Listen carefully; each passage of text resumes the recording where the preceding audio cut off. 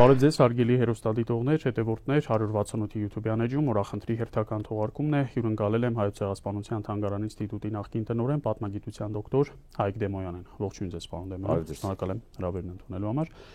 Այն պահին, երբ մեր հաղորդումը տեսագրվում է,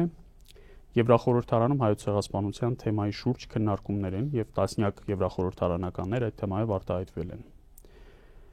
Մի քանի օրից Հայոց ցեղասպանության 110-րդ տարելիցն է, քար լռություն Հայաստանում, ընդ որում եւ պաշտոնական մակարդակում եւ հասարակական։ Ես հիշում եմ 10 տարի առաջ, երբ դուք պետական հանձնաժողովի քարտուղարն եք եւ մեկդարյա տարելիցներ նշվում, ինչպիսի աժիոտաժ կար, ինչպիսի բարձր մակարդակով պետական միջոցառումներ են կազմակերպվում։ Հիմա տպավորություն այն է, որ այս վարչախումբը մեր պետության անունից ընդհանրապես անտեսի է մատնել այս թեման եւ առհասարակ մեր պատմական հիշողությունը այս հարցի շուրջ։ Եթե շարունակենք մտքի այդ շարքը, որը բավական ճիշտ է եւ տեղին է, նման գործելավոճով, նման քայլերով, հայտարարությունների տեքստերով, որը ժխտողական է, տեսանք այս տարեվերջին անցյալ, տեսանք թե ինչպես Արևմտյան Հայաստանը համահավասարեցվեց Արևմտյան Ադրբեջան խոսույթի հետ։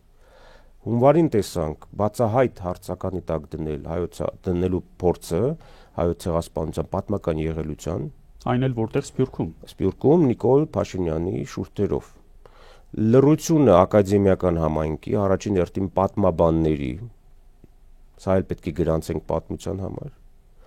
եւ հանրագումարում պետք է գանք ամենասարսափելի մի եզրահանգման։ Այս ամեն ինչը տեսնում են նաև ոճրագործների շարունակությունները, շարունակողները, նույն իշխանությունը, նույն պետությունը, որը չի դատարել ոճրագործ լինել, նույն Ադրբեջանը եւ Թուրքիան, սա տեսնում են։ Սա իրենք ընկալում են որպես ազդակ եւ ազդանշան անպատիժ հաջորդ համանման գործողությունը անելու համար։ Արդեն իսկ նրանք արեցին եւ վայելում են անպատժելիությունը Արցախում։ Այսօր փոխանցումները հայաստանյան առաջին դեմքերի շուրթերից է տեղ ունենում նոր ցեղասպանության համար հարթակ ստեղծելու համար։ Սա չափազանցություն չի, սա ողբերգական նոր արարի արձանագրումն է, որ պետք է անենք։ Գիտեք, խոսքը հենց այնպես չէ, ասվեց գնաց, արձանագրվեց, երկու օր քննարկվեցինք, լրագրողները հարց տվեցին, պատասխանեցինք, անցանք մյուս դասին, այդպես չի։ Ամեն ինչ մնում է հիշողությունը։ Հիշողությունը մնում է ոճրագործի մոտ, եւ մեր մոտ չի մնում որպես զոհի հիշողություն, որովհետեւ այսօրվա իշխանությունները քայքայում ոչնչացնում են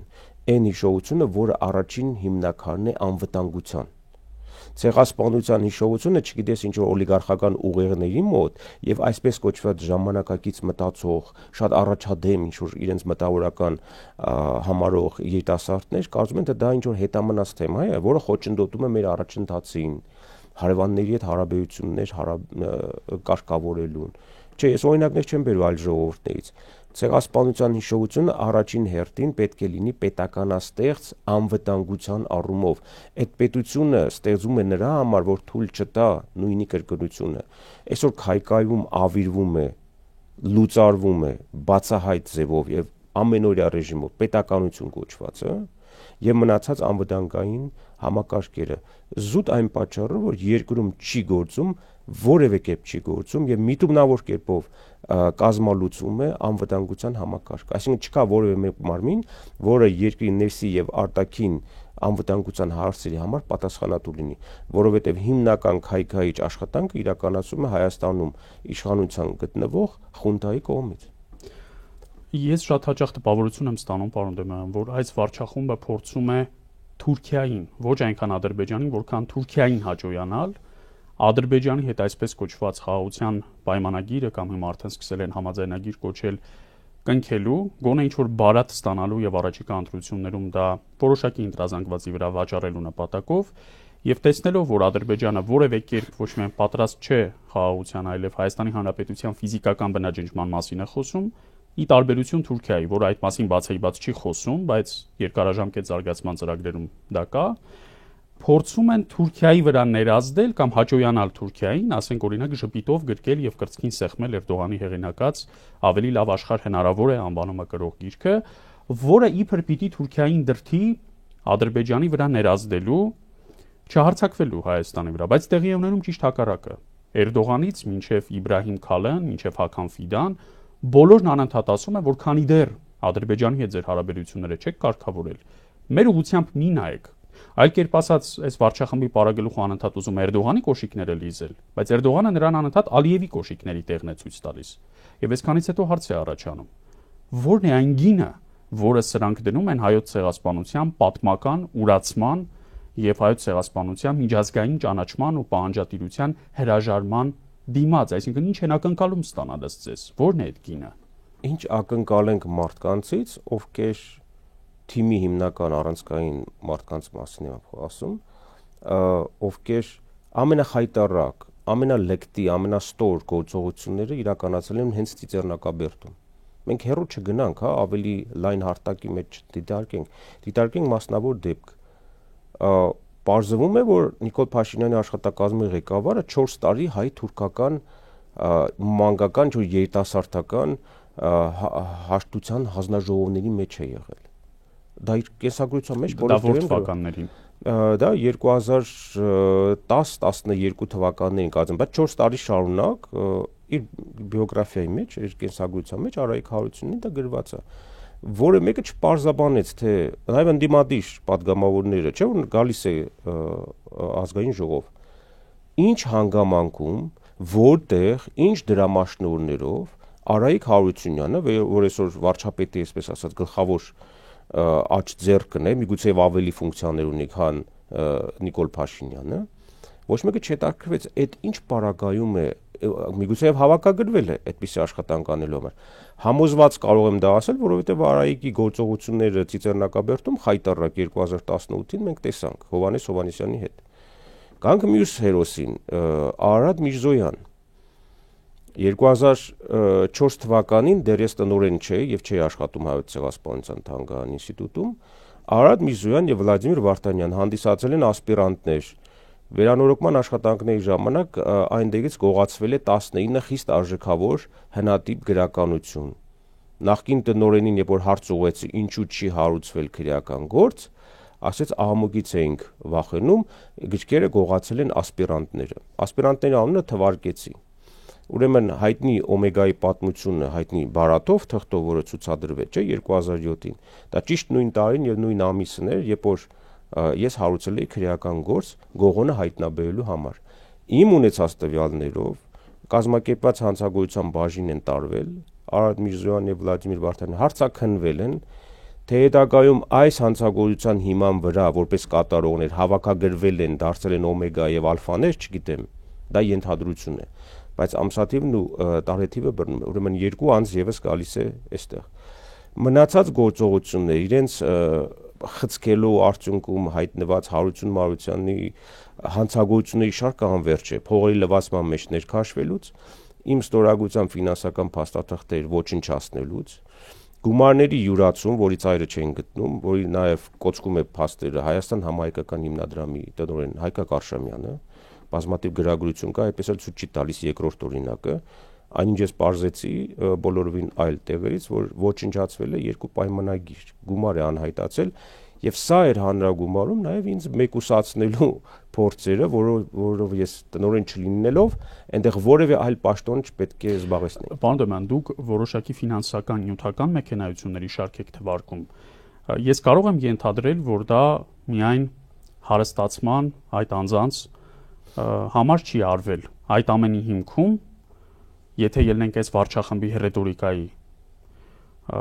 կանխավարկածից, դրված է նաև ցեղասպանության ուրացման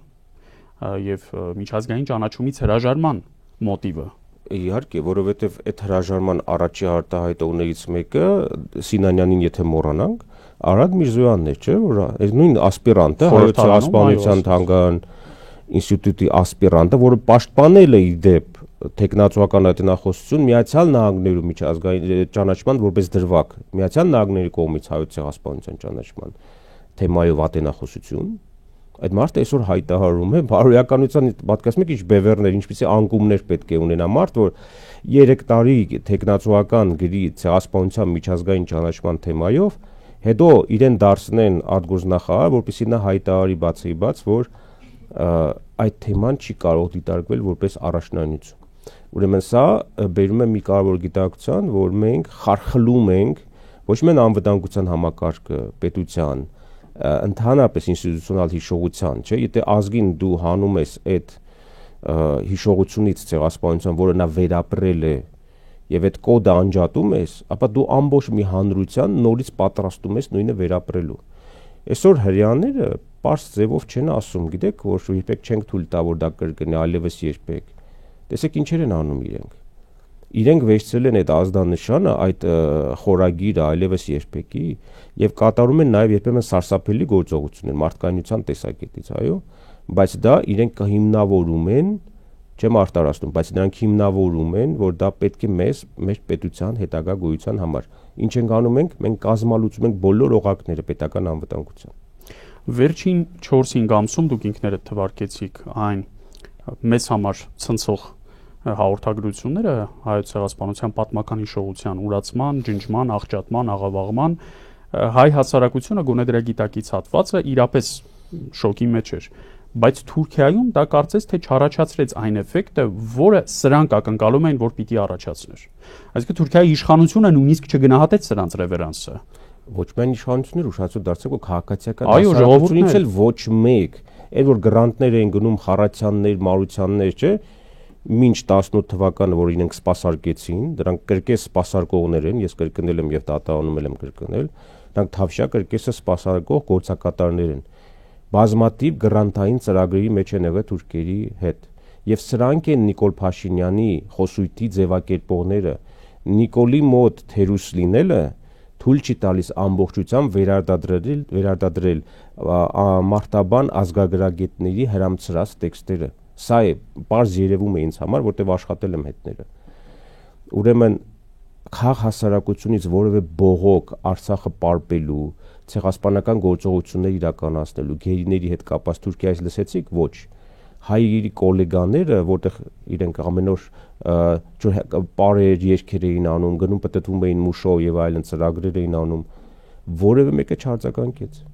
Որևէ քաղ հասարակություն, Ադրբեջանի մասին չեմ ասում, թուրքերից են, առաջադեմներից եւ այլն։ Ինչու՞ ըստ ձեզ, չէ՞ որ դա պիտի գնահատվեր լայնորեն այնտեղ, որ վերջապես իրենց ուզածին հասան։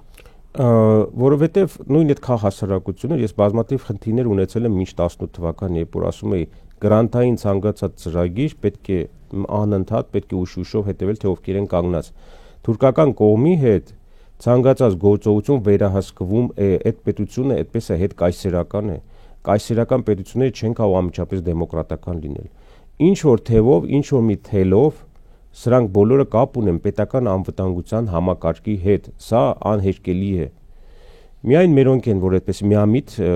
կարծելով թե ահա տեսեք այս շրջապատը եւ վստահ եմ, որ շատերը ծուղակն են ընկել, սպասելով որ գիտեք այս քաղ հասարակությունը եւ Սփյուռքում նաեւ պետք է ասեմ, Սփյուռքի կոլաբորացիոնիստները համագործակցողներ, որ այսօր սպասարկում են Նիկոլին, եկել են այստեղ նստած են, անուններ էլ կարող եմ տալ, եւ Սփյուռքից համագործակցելով սպասարկում են մամուլով, իրենց հայտարարություններով, հրավերներով։ Այս շղթան ընկել է ծուղակի մեջ։ Ես միայն կարող եմ պատկերացնել, թե ինչ վարպետությամբ են թուրքերը խաբել, որ եթե դուք անեք սա, մենք կանենք սա, կխոստանանք ձեզ սահման կբացենք եւ այլն։ Այնինչ տեսնում ենք, որ 7 տարի շարունակ Արցախը պարպելուց հետո դուք տեսեք դիապազոնների տարբերությունը այն տխրահարճակ արձագանագրությունների ժամանակ ասում են գոնե մի երկու գյուղ, հիշում եք, տվեք որ գոնե երես փրկենք Ադրբեջանի առջև սահմանը բացելու թեմա։ Ես հիշում եմ Ադրբեջանում ինչ զանգվածային բողոքի ցույցեր էին, այսպես կոչված Ղարաբաղի ազատագրման կազմակերպությունը։ Գյուղի մասին են խոսում, ավերակ ինչ որ գյուղ։ Հիմա ամբողջ Արցախն են պարպել, ոչնչացնում են։ Ու որևէ առաջընթաց չկա։ Թուրքական կողմը դեռ ասում է մի հատ ձեր հարցերը լուծեք, հա, տեսնում եք տարբերությունը դրա։ Այդ Սփյուռքում արված արտահայտությունները Միացյալ Նահանգներում եւ Շվեյցարիայում հատկապես այդ երկու համայնքների ծախու անդամների հետ հանդիպումների, իդեպ նրանք բոլորը պարզվեց ցեղասպանության վերապրածների ժառանգներ են, համոտ իրենց, երբ իրենց այդպես պահեցին, որևէ մեկը չդիմադարձեց, բայց կարելի է համարել, որ դա Թուրքիայի հերթական պահանջի կատարումն է, այն է խզել կապերը Հայաստանի Հանրապետության եւ Սփյուռքի միջև։ Եվ Փաշինյանը հենց դա է ասում, որ գաղութ գնում է եւ մի քանի տասնյակ կասկածելի ծագման հայեր են այդտեղ հայտնվում, ասում է մեր բոլոր ազգային ցանկությունները պիտի իզոլացվեն Հայաստանի Հանրապետությունում։ Հայաստանի Հանրապետության տարածքից դուրս հայություն չկա, հայկական որևէ արժեք չկա, մոռացեք։ Այսինքն Սփյուռքի լուծարման, Սփյուռքի ուծացման ուղիղ ազդակ է տալիս։ որը Թուրքիայի պահանջի կատարում։ Բարեբախտաբար ես չեմ գտնում, որ Փաշինյանը իրենից ներկայացնում ինչ որ լուրջ ֆիգուրա, մեծ տիտան մտքի կամ մտավորական ինչ որ մի տիպար, որը ունի բազմաթիվ գրքեր եւ մտքերի մի շտեմարան, դա համար հանգիստ եմ, որ իր ժամանակը անցնելուց հետո իր պատիժը, իր թիմակիցների, վաճակիցների հետ միասին կստանան արժանի պատիժը, հետևանքներ կլինեն ոչ թե իրենց այս կեղծ իրական Հայաստանի այս բարբաջանքները, որ անընդհատ շրջանառության մեջ է դրվում, անմշակ, այդ թվում նաև այդ ազգագրական խմբակի մասնակցությամբ, որտեղ տերմինաբանություն ուշադրից եթե նայեք, դա մարտաբանությանից է վերցված։ Իրական բառը։ Չէ, իրականը չէ, իր ամբողջ խոսույթի մեջ երբեմն սպրդում են բառեր, որոնք մասնագիտական են, դա օգտագործում են ազգագրագետ մարտաբանները։ Սոցիալ հոգեբանություն արտահայտություն է Խարացյանի ընտանիքը, այդ ինստիտուտը մի ամբողջ, հիշում եք, ամբողջ մի ինստիտուտ 2018-ի ապրիլի 22-ին հայտարարությամբ հանդես եկավ, կոչ արեցին, որ Սերժ Սարգսյանը հրաժարական տա։ Այդ տեքստը ողողված էր ամբողջ ցանցով։ Հիմա այդ տեքստը չեք գտնի։ Գրավոր դիմել եմ տնօրենին, որ տա 50 հոկանոց ինստիտուտի հրապարակած եւ ստորագրված տեքստ, ասում են մենք այդպեսի բան չենք ստորագրել։ Բոլորը հիշում են, որ ամբողջ ինստիտուտը, որտեղ կա թղթակից անդամ, գիտությունների դոկտորներ, թեկնածուներ, այդ թվում նաեւ տնօրեն Պավել Ավետիսյան, որ հիմա դարձավ ակադեմիայի, կարծեմ, փոխպրեզիդենտ։ Դա նույն Պավել Ավետիսյանն է, որ հիշում եք 7-րդ դասարանի դասագրքում Ժան Անդրեասյանին հնարավորություն տվեց հղում տալ նշանավոր հնագետի եւ 100-ից ավելի պատմաբանների կարծիքին հակակշռել։ Հիմա այդ նույն ինստիտուտների ֆինանսավորումը սրանց թեթև ձեռամբ կրճատվում է եւ ընդհանրապես 2026-ից հետո ակադեմիայի կարգավիճակն է անհասկանալի։ Ինչ է լինելու է, չի լինելու, հումանիտար հասարակագիտական բլոկը մնալու է թե չի մնալու, սրանց պետք չի որ մնա։ Որովհետեւ այդ նույն ակադեմիականները չունեն ազատություն, ամենակարևոր բանը մտավորականի, ներքին ազատություն չկա, խոսելու ազատություն չկա, կարծիք արտահայտելու ազատություն չկա, բոլորը պարփակված են իրենց խղճուկ աշխատավարձերով, թող ինձանից նեղանան։ Դեմք պետք է ունենալ։ Ղարաբաղյան շարժումը 88 թվականին սկսվեց եւ ընթացք ստացավ որպես ինտելեկտուալ գերակայության շարժում։ Մենք գիտակցում ենք մեր առավելությունը ինտելեկտուալ բարոյահոգեբանական դաշտում ադրբեջանցիների նկատմամբ եւ դա ապահովում էին ովքեր ճակատամարտը սկսվեց գրագրությամբ հայ ակադեմիականների, ակադեմիայի գիտաշխատողների եւ ակադեմիայի Ադրբեջանի ակադեմիականների միջեւ։ Սամիզդատի տեքստերը պետք է հիշենք։ Ես շատ լավ հիշում եմ։ Ով ինչպես կրակահերթերում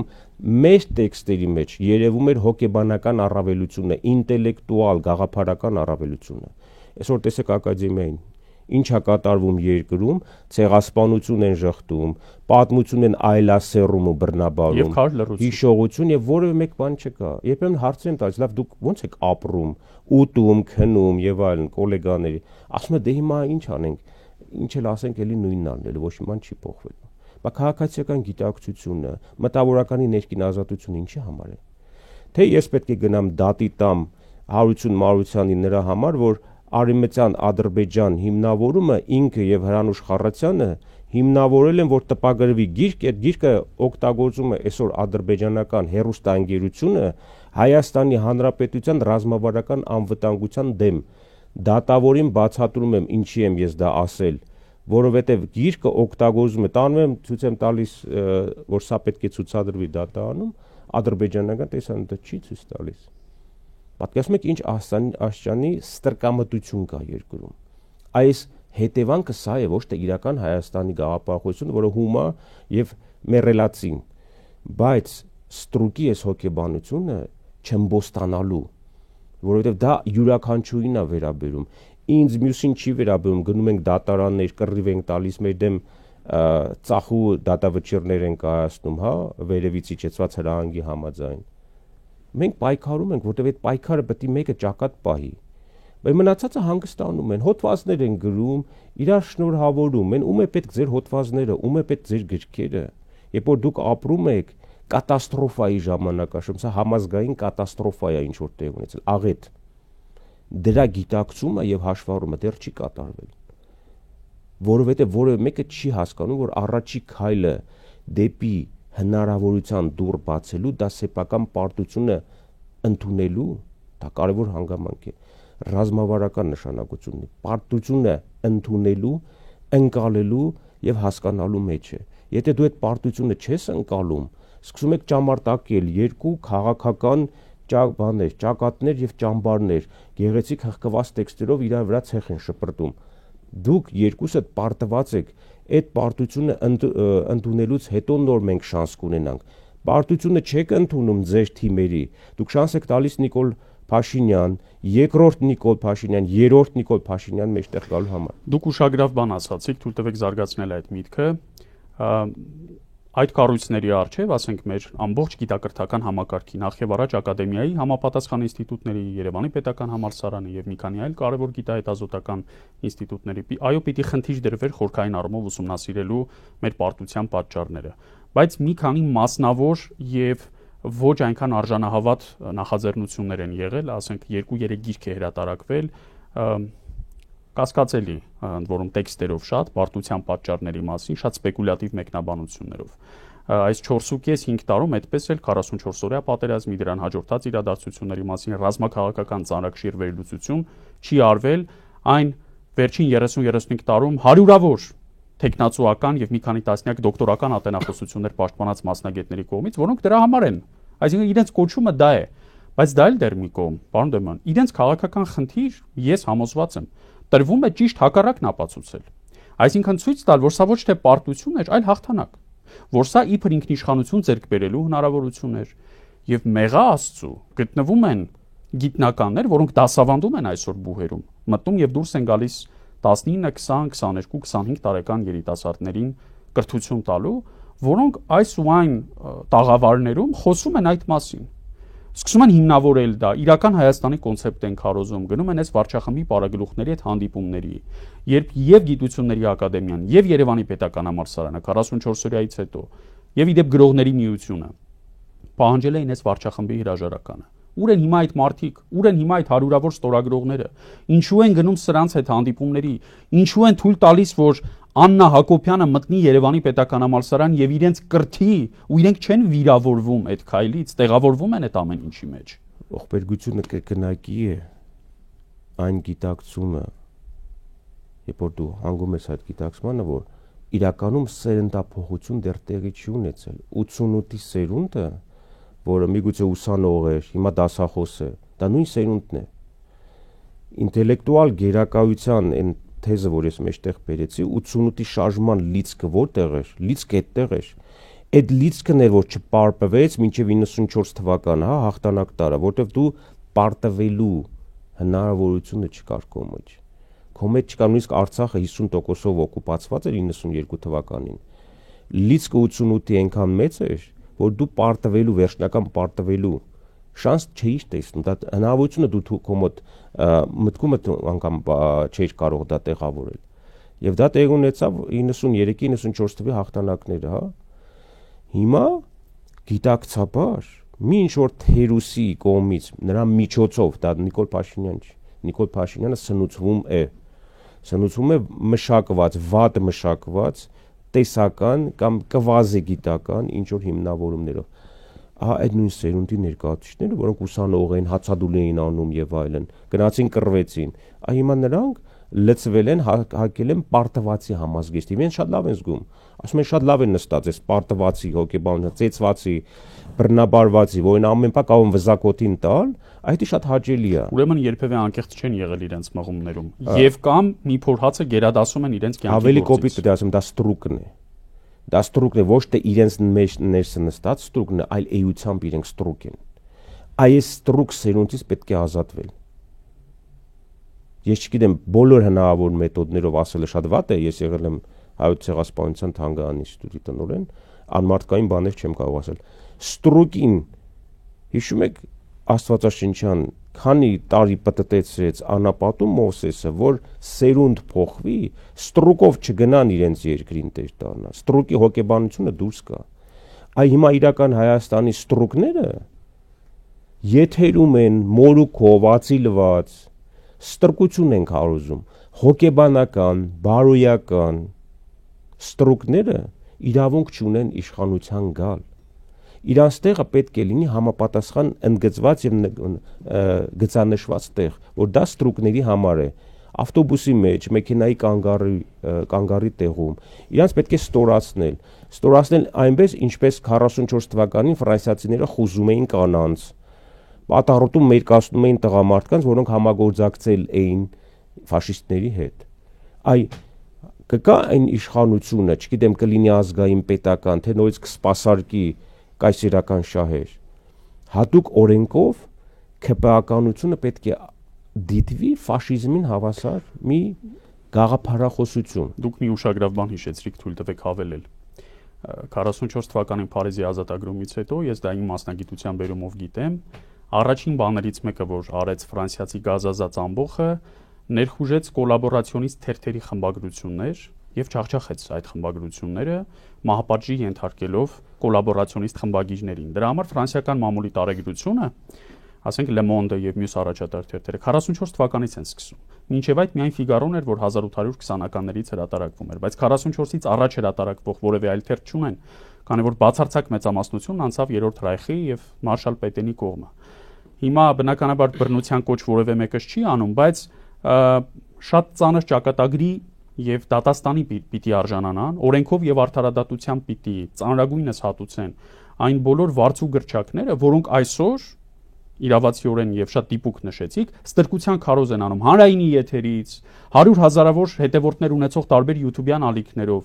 ավելին փորձում են մեր ժողովրդին համոզել, որ մենք առաջ էինք ստրկության մեջ, ասենք ռուսական գաղութային ստրկության մեջ ենք, հիմա ազատագրվում ենք, որովհետեւ Թուրքիային եւ Ադրբեջանին ամբողջությամբ հանձնվել դա հոստրկություն չի, դա ինքնիշխանություն է։ Միակ մխիթարիչ հանգամանքը այն է մխիթարող, որ այս մարդիկ լավ չգիտեն հայոց պատմությունը։ Որքան էլ որ ստրկացված, որքան էլ որ ծնկած լինի, գալիս է մի պահ, երբ որ նոր վերելքի մեջ այս ամեն ինչը սրբում տանում է։ Հիմա իրանք փորձում են ամենավերջին շղթաները մետաղի ավելի պինդ կապեն, որպեսզի կարողանան սերնդափոխության ամեն օր, ամեն տարի փոփոխելով սերունդ են բերում, որոնք մշակում են իրենց տեսքով եւ իրենց ստրկային, այսպես ասած, գրվածքներով։ Իրենց համար ժամանակի գործոնն է հիմա, վերջին հույսը, որ կկա մի սերունդ անուղեղ, ոչ մի բանի չհասկացող, հումար բազությամբ մեկը տարված թերուսներն ու անուսները, թմրամոլությամբ, մի մասը թմրամոլությամբ, մի մասը դրամ կստանա արտասահմանում շրջագայելու կամ սովորելու, դրա համար հավատարմության երթում կտա սրանց, հա, եւ կստեղծվի ինչ որ քրիտիկական մասսա, որից հետո հնարավոր չի լինի փոխել։ Ավակ սերնդի առաքելությունն է ամենօրյա բացատրական աշխատանք կատարել։ Դժվար է երիտասարդների վրա, ամբողջ երիտասարդների, հատկապես այս սոցիալական ցանցերից կախված երիտասարդների վրա ներգործել։ Մենք կորցրել ենք բոլոր պաշտպանական զգայանները այլևս։ Հանրային, հասարակական, պետական, չկա այդ զգայանները։ Ինչ է դա նշանակում։ Դա նշանակում է, որ ցանկացած պահի ոճրագործ երկու պետություն, որոնք ուշով հետևում են անհատական մակարդակով, հանգիստ կկան եւ այն գիտակցությանը, որ հայ ժողովուրդը պետականությամբ եւ առանց պետականությամբ պատրաստ է հաջորդ ցեղասպանությանը։ Ինչքան կարելի է ավելի պարզ ասել ազգային անվտանգության ծառայությանը։ Երկրում դադարել է անվտանգության համակարգ գործել։ Հետևանքը դրա լինելու է ոչ թե Նիկոլի հեռացումից հետո եւ նրա բացակայությունից հետո, հետևանքը լինելու է թե ովքեր են գալու եւ ինչպես են վերականգնելու թողած այս հետևանքները։ Իսկ դա տասնամյակների գործ է։ Մի քանի տասնամյակի մեկ տարվա ավիրացությունը տասնամյակներով համաձայն եմ, տասնամյակներով հնարավոր չի լինի վերականգնել, որովհետեւ ստրուկի բացիլը արդեն մտցրել է երիտասարդության մեջ։ Դեռ Հակոտնյաններ պետք է լինեն, բախումներ պետք է լինեն եւ դա նորմալ process է։ Ըստ որում ասեմ պատմաբանն եմ այստեղ ասում, այստեղ ոչ թե մարդատիացության քարոզ եմ անում, եթե արյունը պետք է մեծ արյուն թափել։ Պատմության օրենքն է դա արյունով է մաքրում նման դավաճանությունները։ Իսկ համաշխարհային պատմության մեջ նման ստորագույն կանխագծված, վաղօրոք ծրագրված դավաճանական քայլ սեփական ժողովրդի, պետության, հիշողության, ժառանգության հանդեպ չկա։ Դավաճանությունը սպասարկողների անուններն է գիտենք, դեմքերն է գիտենք, փողոցում պտտվում են մեր կողքին, հանրային ելույթներ ունեցողներին է գիտենք։ Գալով են հայտնի թեզին, ինչ գրքեր են տպագրում։ Խայտարակությունը, գրախանութներ մտնում ես, աշկերտ չես հավատում։ Արդեն 18 թվին Թավշյա հեղափոխության մասին գիրք ձոն են գրել։ Դասագրքերում են փոփոխություն արել հայ։ Դասագրքերը հիշում եք ինչ պայքար եղավ, բայց տեսակ Ժանա Անդրեասյանի մարտական ուղին, իհարկե պատիժ կստանա նաև առանձնահատուկ ձև Ժանա Անդրեասյանը, հակապետական, սերունդների դեմ, երեխաների որակյալ կրթության դեմ հանցավոր մի քանի շղթայով գործողություններ իրականացնելու համար։ Հիմա 44 օրյա պատերազմի գիրք են գրել։ Ըստ որում մեկն էլ Սփյուռքից։ Հենց դա էի ասում, հենց այդ գրքի մասին։ Արտացել եմ ծայրից ծայր։ Ում են հղում տալիս, մարդ սարսափում է, ում են հղում տալիս։ Պարզ գիտամեթոդական կոպտագույն սխալներ անելով, այսինքն այդ հետախուզություն, պատերազմից առաջ գիտեն, որ պատերազմ է, դրա մասին ոչ մի բան չէին խոսում։ Այնպիսի մարդկանց էին հղումներ տալիս հարցազրույցի մեջ։ Դավիթյանը, չգիտեմ ովքեր եւ այլն, ովքեր մեծ ռազմագետներ էին կամ եւ այլն։ Մեկ այլ ֆենոմեն կա՝ պատմակեղծարարություն։ Այսօր երկիրը կառավարվում է չեկիստի հոգեբանությամբ արևելագետներ եւ գայիշնիկի հոգեբանությամբ պատմաբաններ։ Կոպիտ բան եմ ասում։ Գայիշնիկի հոգեբանությամբ պատմաբան, որ միայն կարող է սեսիոն քննություններին փող կաշառկվեցնել, մեկի ընդունելության քննություններին։ Այդ սերունդից պետականաստեղծ գործունեություն մի սպասեք։ Իսկ այն էլ ավանդույթի ուժով արևելագետ միանգամից դառնում են չեկիստ։ Դրա համար էլ հավաքագրված, եթե նայում ես սրանց բոլորի դոսիեն, այդ նույնն է, հավաքագրվել են այդ սկզբունքով, մի մասը հավաքագրվել է հանցագործես, չես նստի, կհամագործակցես, կաշխատես մեր համար, մի մասն էլ համասեռամոլ կապով, դա նույնպես ընդունված հին ոճ է, հատուկ ծառայությունների։ Երբ դուք Արցախյան շարժումը քիչ առաջ վկայաբերեցիք, որքան էլ որ ցավալի ես ուզում եմ համեմատական անցկացնել, թե ովքեր էին այն ժամանակ կաճառում եւ ովքեր են այսօր։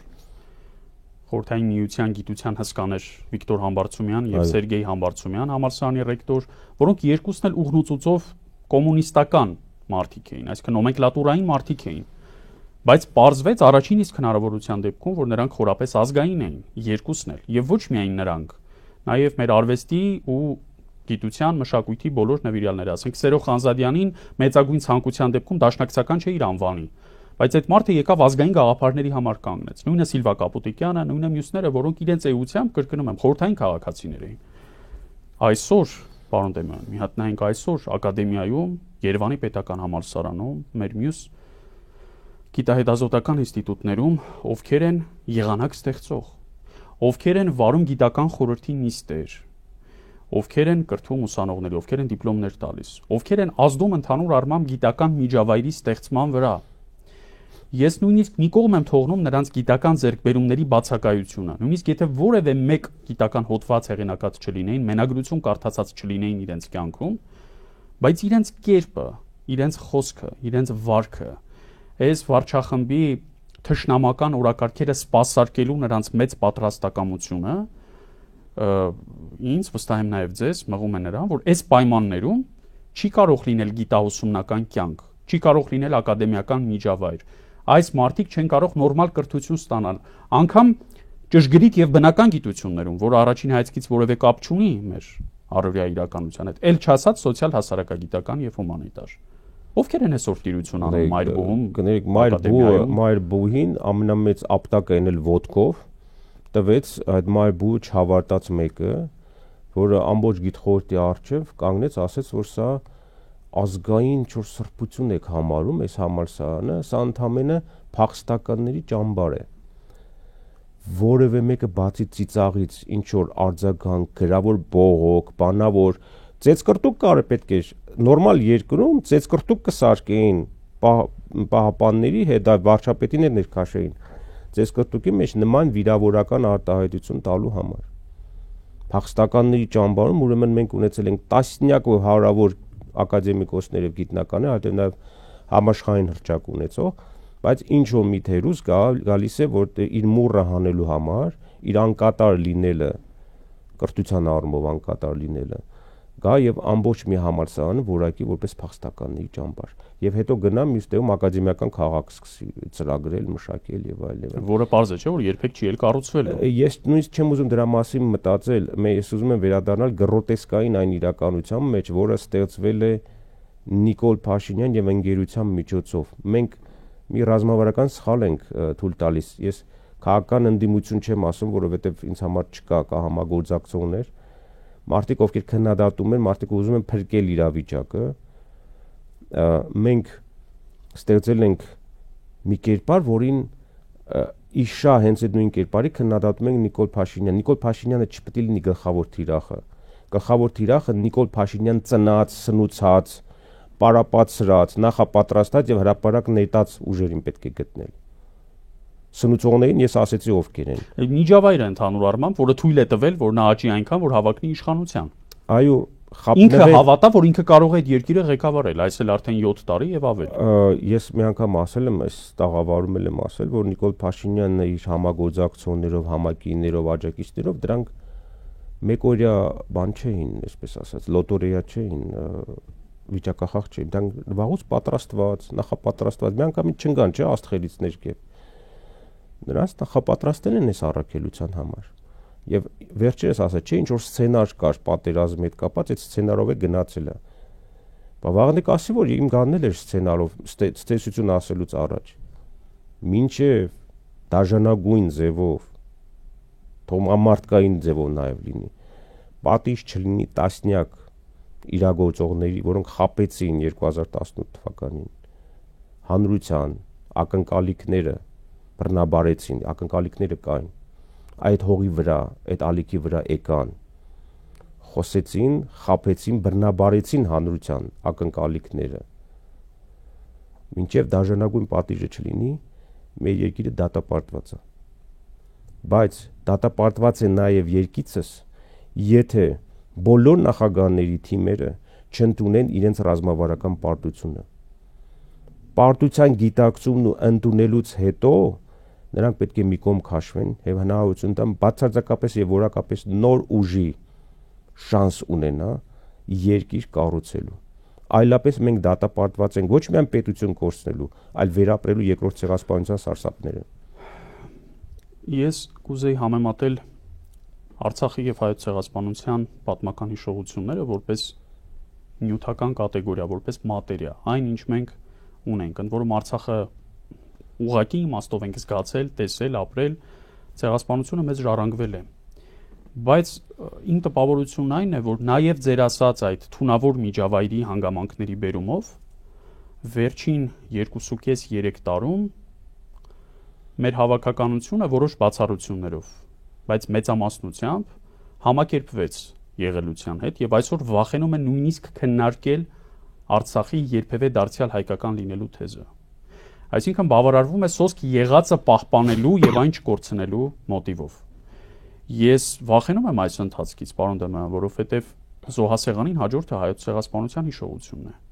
Եվ եթե այս վարչախումբը ենթադրյալ մեռելածին խաղաղության գին որպես ձևակերպի նաև հայոց ցեղասպանության հիշողությունից հրաժարումը, ես չգիտեմ, միգուցե դա էլ մեր այս կրթական զրոյական որակով հանրության հավանությանն էլ արժանանա, ես չունեմ այդ հարցի պատասխանը։ Մենք այս ամեն ինչի հիմքերը չպետք է տեսնենք 2018-ից, այն գալիս է շատ վաղուց։ Իհարկե։ Այն գալիս է առաջին տարիներից մեր անկախության փորձեցին մեզ դաս տալ, որ հասկանանք, թե անկախությունը ինչքան դառն է։ Այդ մութուցուրտ տարիները մի կարծեք որ պատահական էր։ Դա առաջին դասն էր, դաղելու, որ հասկանանք, որ անկախ ապրելը գին ունի։ Կայսերական գինն էր դա։ Բայց մենք հաղթահարեցինք։ Եվ դա շատ զարմանալի էր, որ այդ կենսունակությունը, տոկունությունը, որ կար ազգի մեջ, ոչ միայն այդ միջավայրում ապրեցինք զրոյական կենսապահովման պայմաններում։ Դա արհեստական ստեղծված էր, որպեսզի դու առաջին իսկ տարվա մեջ հիասթափես, որովհետև շղթան կայսերական ուժի եւ պատժի երբեք չի վերանի։ Արհեստականորեն ստեղծված էր ում կողմից։ Առաջին իշխանությունների, թե դրսից էր դա։ Քայքայված սովետական կայսրությունը քայքայվում է քարտեզի վրա, բայց ինքը միշտ թողնում է իր ժառանգությունը։ Նիկոլ Փաշինյան ծնողները այդ նույնն են, ոնց բացատրեմ։ Այդ նույն որ գալիս են, այստեղ ելույթ են ունենում Թուրքիայից են խոսում թուրքագետներ, եսեմինչներ եւ այլն, դրանք նույն ֆակտուրանն են, դրանք են պարապասողներն ու հավաքագրողները, པարզ են բացատրում։ Չի վերացել այդ Հրանուշ Խառատյանները, Մարությանները, դրանք սովետական, կագեբեական մնացուկներն են, շոշափուկները մնացել է։ Հիմա իրանց խնդիրը ո՞րն է, հավատացնելը, որ պետք է նաև հրաժարվել։ Հիմա սերնդափոխություն իրականացնելն է, հիմա ջահելներ են պարապացնում մորուքով եւ առանց մորուքի, որpիսի հետագայում իրանց փոխարինեն, իրանք արդեն 70+ են։ Այդ ինստիտուցիոնալ հիշողությունը սովետական մնում է սրանց միջոցով։ Նիկոլը դրա արգասիքն է։ Դրա արգասիքն է։ Նիկոլի միջոցով, ինչպես եւ ցուրտ մոտ տարիներին, պարտադրում են, որպեսզի դու հիասթափվես անկախ պետականություն ունենալու գաղափարից։ Բայց կայսրական հիշողություն ինստիտուցիոնալ հենց դրա համար է։ Դա միայն մեր դեպքում չի արվում, չէ՞։ Մեր դեմ օգտագործում են, ասենք ադրբեջանցիներին, որտեղ իրանց էլ չեն համարում անկախ պետականություն ունենալու բան։ Սա ավելի մեծ գլոբալ մի մեծ երևույթ է, որի մասին միգուցե մենք առանձին կխոսենք, կքննարկենք, բայց մենք գործ ունենք մի ֆենոմենալ երևույթի հետ։ Դա խորհրդային KGB-ի շոշափուկների գործակալական ցանցի երկրորդ կյանքն էր, որ 2018-ին վերագործարկվեց եւ Նիկոլ բերեցին։ Ես ձեզ որպես պատմություն իմացող մարդու եմ ուզում հարցնել։ Դուք մասնագիտական առումով, ես սիրողական։ Դուք անհամեմատ ավելի շատ եք այդ թեմայով բարձ կարդացել, բայց որքան որ ես կարդացել ու հետաքրքրվել եմ, ես երկրորդ այսպիսի օրինակ չգիտեմ։ Գոնե նորագույն ժամանակներում, նոր եւ նորագույն, ասենք 18-րդ դարից այս կողմ Եվրոպայի բաժանման, վերաբաժանման այդ գործընթացներից հետո ես չգիտեմ նման օրինակ, երբ ժողովուրդը ոչ թե օկուպացիոն վարչակարգ բերի եւ այդ վարչակարգը հետևողականորեն իրեն քարոզի հրաժարվել իր ամբողջ եղածից, իր գոյության պայքարից, ազգային արժեքներից, նույնիսկ մարշալ Պետենը համեմատելի չի։ Համեմատելի չի ինձ համար։ Մենք սովոր ենք շատ հաճախ օկուպացիոն վարչակարգ արտահայտությունը նրա դեպքում կիրառել, բայց ակնհայտ է, որ ուժերի նման դասավորության դեպքում դա այն նվազագույնն էր, որ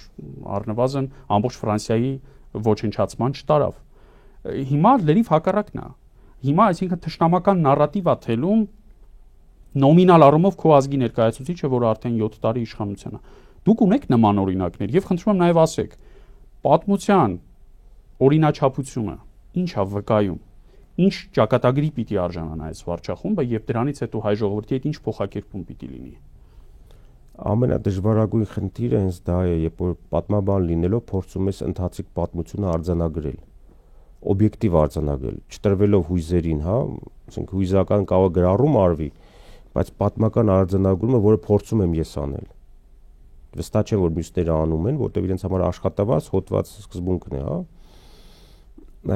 Ինչ պետք է փոխանցենք հաջորդ սերնդի պատմաբաններին, որպեսզի նրանց գրածը ճիշտ լինի։ Ինչ պետք է փոխանցվի հաջորդ սերունդներին, որոնք էլեկտրոնային թերթ չեն տեսնելու, տպագիր թերթն ու էլեկտրոնայինը լրիվ ուրիշ աշխարհներ են ներկայացնում այսօր։ Իսկ արխիվային փաստաթուղթ չկա, որտեղ գրագրությունը, նամակագրությունը դա SMS, էլեկտրոնային հաղորդագրություն, տարբեր սոցցանցեր, արխիվ չի լինելու։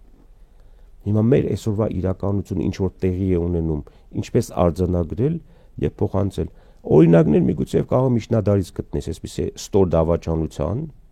այլանդակ դավաճանության օրինակ, բայց որ համագործակցության բազմաշերտություն ենք մենք տեսնում, դա է ապշեցուցիչ։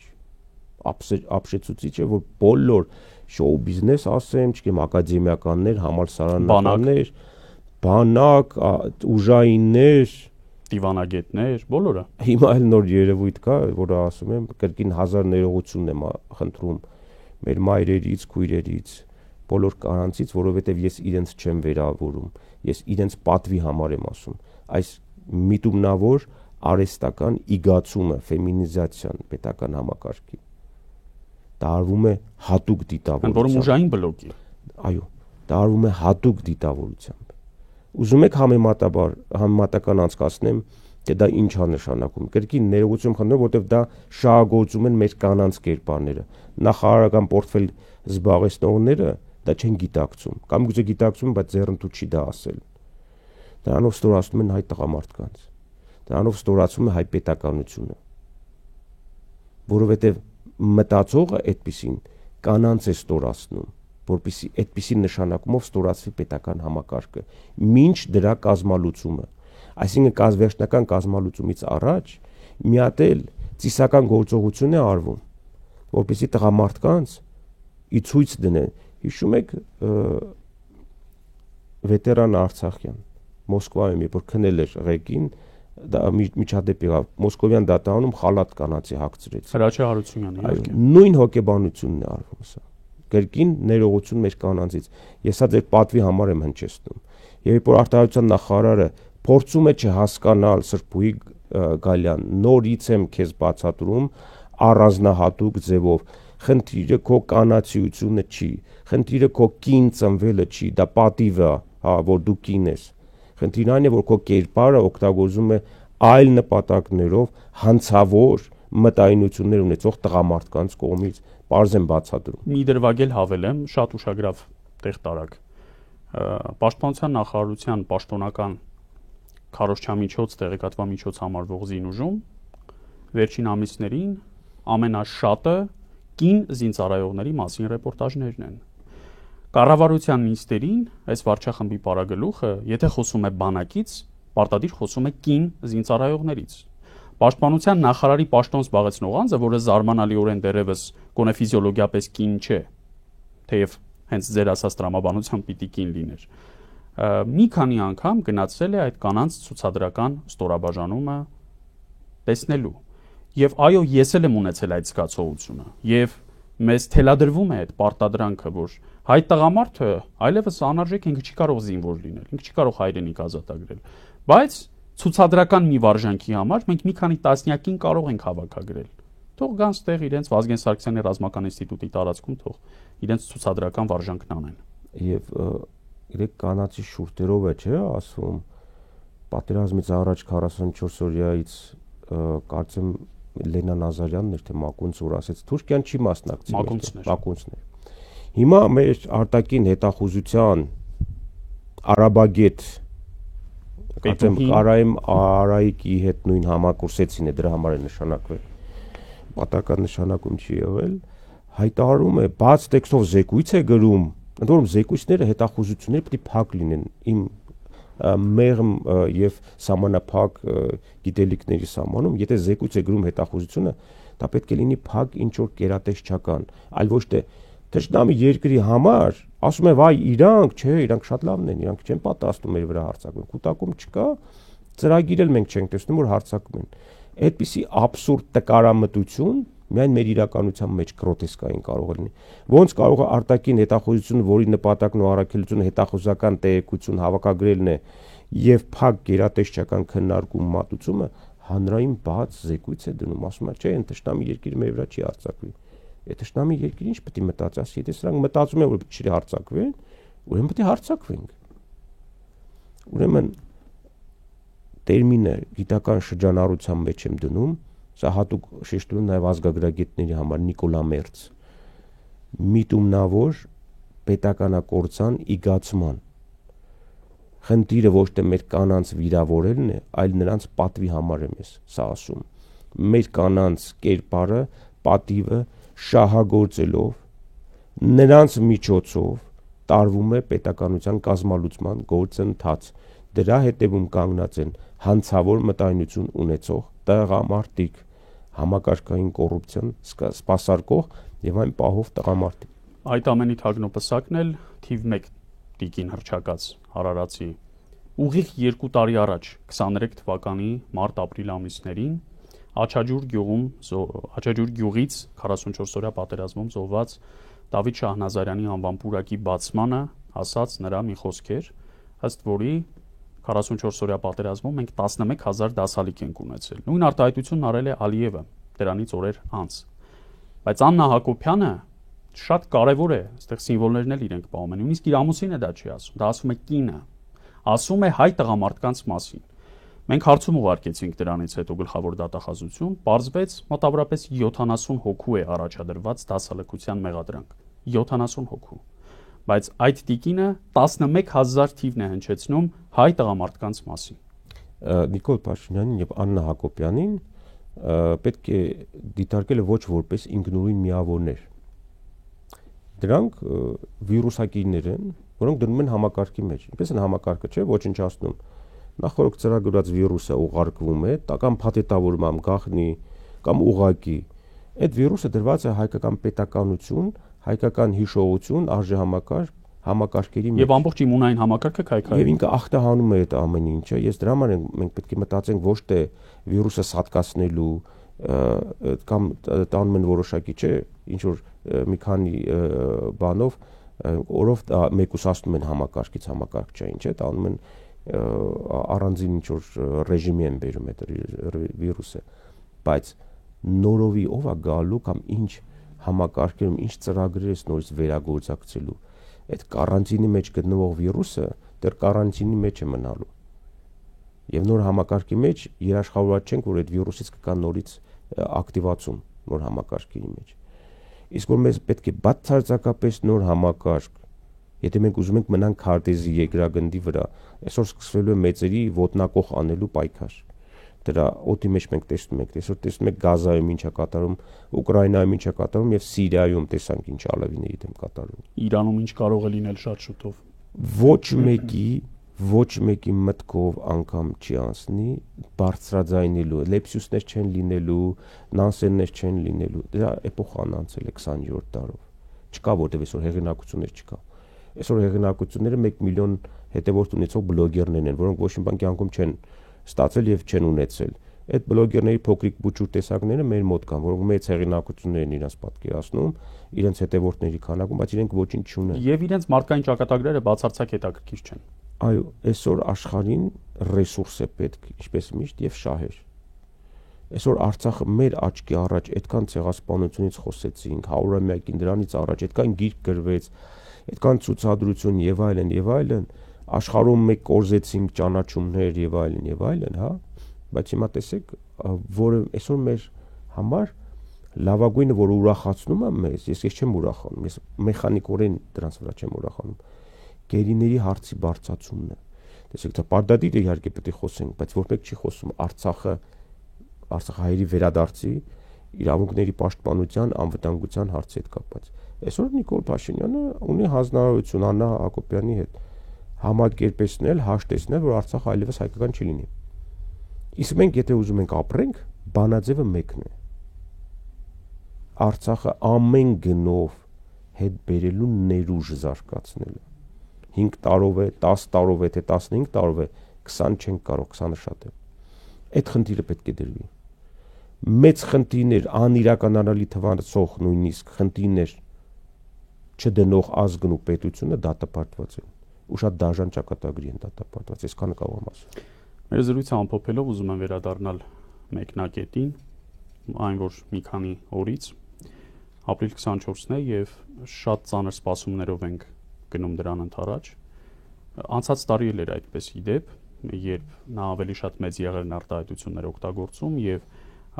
այդ ուղերձը շատ քիչ տարբերություն ուներ Էրդողանի ամենամյա ուղերձների հետ։ Հավասարության նշան զոհի եւ դահճի միջև, պատճառների խորքային քննության կոչ, աշխարհաքաղաքական սխալ որոշում կայացնելու արդյունք եւ անուղղակիորեն ցեղասպանության մեղքը դրվում էր հայ ժողովրդի վրա, որը սխալ կողմնորոշվեց 20-րդ դարասկզբին։ Ինչ կլինի այս անգամ, արդյոք նա ունի որևէ արգելակ, ներքին արգելակ պարզ է որ չունի, բայց թույլ կտրվի իրեն անելու մեզ համար արդեն կատեգորիկ անընդունելի արտահայտություններ, թե նա կգնա նաև այդ ճանապարհով մի վերջնական անգամ փորձելով սիրաշահել Թուրքիային։ Այս տարվա ապրիլի 24-ին եթե գնա իհարկե, ինչ գիտեմ ինչ տեղի կունենա,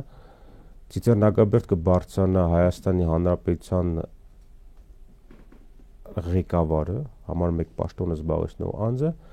որը հարցականի տակ է դրել այո ցեղասպանության պատմական եղելությունը, այլ կերպ ասած զբաղվել է քերիորեն պատժելի գործողությամբ, հայոց ցեղասպանության ժխտողականությամբ։ Դա մղձավանջ է, 10 տարի առաջ եթե այդպիսի բան ասեիք, դուք ասեիք, որ հոգեկան հիվանդ ես կամ ինչ որ շատ վատ բան ես արել։ Բայց այսօր իրականությունը դա է։ Միտումն է, որ գիտակցաբար, հետևողականորեն հանվում է այդ հիշողությունը, ոչնչացվում է այդ հիշողությունը, խլվում է այդ հիշողությունը, եւ դա արվում է Հայաստանի Հանրապետության հասարակության լուր համակերպվածության, սպյուրքի լուր համակերպված կեցվածքի պայմաններում։ Դա հանգրվան է, որից հետո կբացվի մնացած դռները, այդ թվում նաեւ Հայաստանը օկուպացնելու, Հայաստանը ռազմակալելու, Հայաստանը մաս անելու, որովհետև եթե դու հրաժարվում ես եւ չես արձագանքում, քո որպես հավաքական հիշողության մեջ, ցեղասպանության հիշողությունից ես հրաժարվում, այդ նշանակում է, որ դու դուռ ես բացում նոր հնարավորությունների համար։ Ոճրագործ պետությունները նույնն են։ Այսօր Նիկոլ Փաշինյանն իրականացնում է ոճրագործություն թե պետության, թե ազգի հիշողության, թե ընդհանրապես մեր որպես գոյութենաբանական միավորի հայկականության, որ այսօր հազարամյակների շարունակ շատ քիչ ազգեր կան, որ վերապրել են եւ ապրում են, այսօր դեռ ունեն պետություն կամ ինչ-որ նման մի բան պետության։ Այսօր եթե հայ ժողովուրդը թույլ է տալու ապրիլի 24-ին ծիծեռնակաբերդ ոտ դնի սրբապղծությամբ զբաղվող հանցագործի իր թիմով հանդերձ, թիմի մեջ նաև գողերը կան, կասկածում են գողության մեջ ցեղասպանության թանգարանից։ Եվ ապրիլի 24-ին եթե չունեցա օրակարգ գործողություններ անելու, ապա սպասեք վատ թարագույնին, ցավալի հետևություն, ցավալի եզրահանգում է, որ ես սա կարող եմ անել։ Ես 5 տարի շարունակ զգուշացնում եմ։ 5 տարի շարունակ զգուշացնում եմ, բոլոր զգուշացումները արտարացան, ցավոք սրտի։ Չեմ կարող ինձ մեղադրել, որ քիչ եմ զգուշացրել։ Ելույթներ են եղել, գրառումներ են եղել եւ այլն։ Իմ գործից հիմնական ես կտրվել եմ, շատ անգամ ընկել եմ պատմությունների մեջ։ Հիմա դատական հայցադիմումներով եմ փորձում մի քանի ապիկարների եւ թերարժեքության զգացում ունեցող անձանց միջոցով այդպես պատժիչ գործողությունը, դրանք ինձ չեմ վախեցնում։ Ավելի վատ բաներ եմ ես տեսել։ Բայց այսօր հասարակությունը պետք է ցնցվի եւ գա այն գիտակցությանը։ Կուզենա ավելի վատ լինել։ Այո, սրանից էլ ավելի վատ կարող է լինել դեռ, եւ դրա երաշխավորը կլինի հենց Նիկոլ Փաշինյանն ու նրան սատարողները։ Ես շնորհակալ եմ այս արժեքավոր զրույցի համար։ Շնորհակալ եմ։ Զրուցում էի Հայոց ցեղասպանության թանգարանի ինստիտուտի նախկին տնօրեն, պատմական գիտությունների դոկտոր Հայկ Դեմոյանի հետ։ Սա ուրախնդիրն էր 168 TV-ի եթերում։ Կհանդիպենք հաջորդ շաբաթավերջին։ Ցտեսություն։